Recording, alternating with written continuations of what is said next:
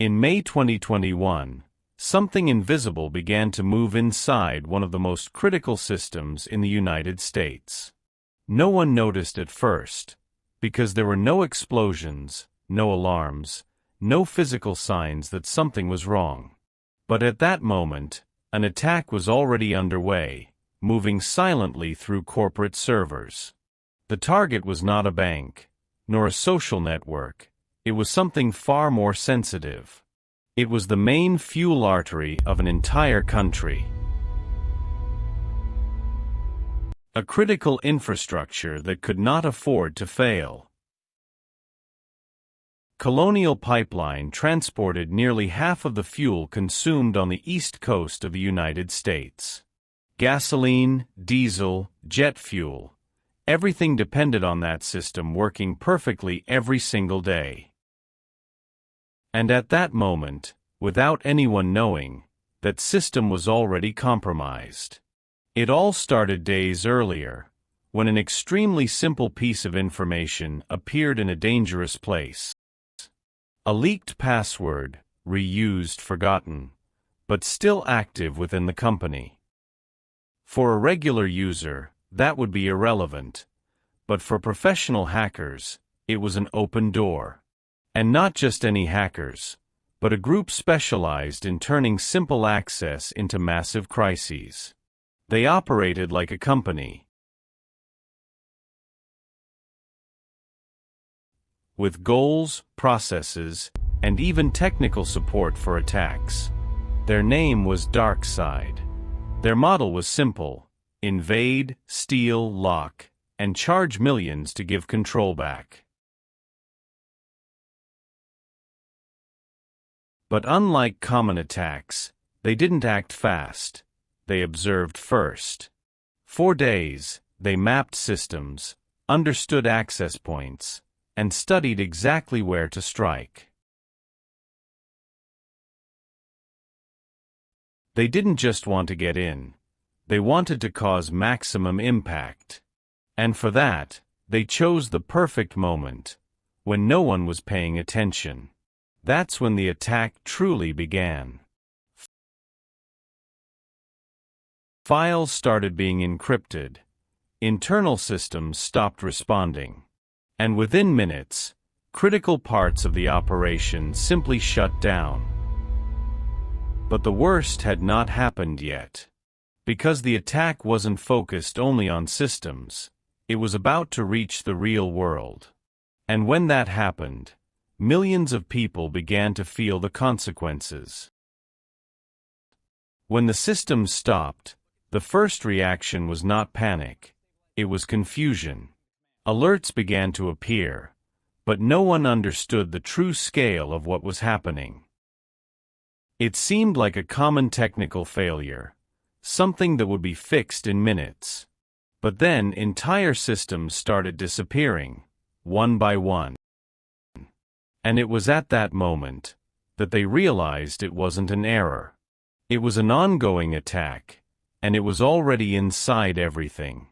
Critical files were locked, and access simply vanished.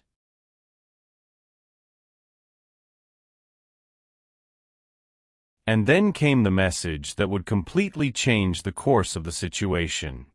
Your data has been taken hostage, and will only be returned upon payment.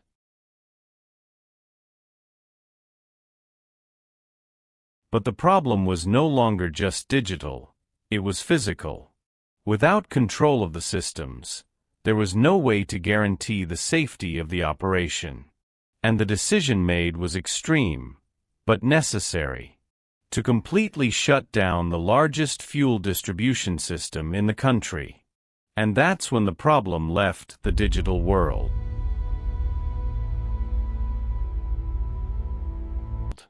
and began to directly impact the lives of millions of people. Gas stations began to run empty, much faster than expected. Lines began to form and grow within hours. And with that, fear began to spread. It wasn't just fuel, it was the risk of a chain collapse. Transportation, food, services, everything could be affected. And all of it started with a single leaked credential. While the country entered a state of tension, inside the company, time was running out. Every minute without a solution increased losses and pressure.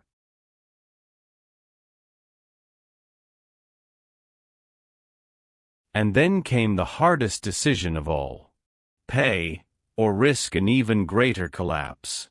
Inside the company, pressure was rising quickly, and every passing minute made the situation even harder to control.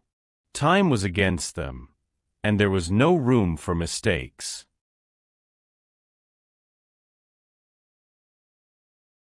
Decisions had to be made urgently, even without complete information. It was a scenario of uncertainty, where any choice could make the crisis even worse. Every minute offline meant massive losses, values increasing silently but constantly. And the more time passed, the more expensive it became.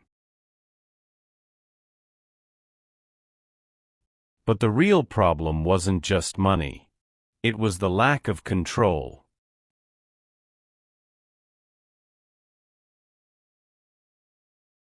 And that's when the situation started to become unpredictable. The feeling that the situation could escalate into something much bigger. No one knew exactly what was happening, nor how far that attack could go. And that uncertainty was the most concerning part. Systems simply wouldn't respond, commands failed, and basic operations stopped working. It was as if the entire structure had been paralyzed. The team tried to react, searched for solutions, tested alternatives. But nothing seemed to work. And with each failed attempt, the pressure increased even more. On the outside, the consequences began to appear. Lines formed, fuel started running out, and the population was already feeling the effects of what was happening. The problem was no longer internal, it was directly affecting people's daily lives. What was once a digital attack had now become a real-world crisis. And at that moment, one thing was already clear: this would not be resolved quickly. And the consequences were still far from over. They lost control.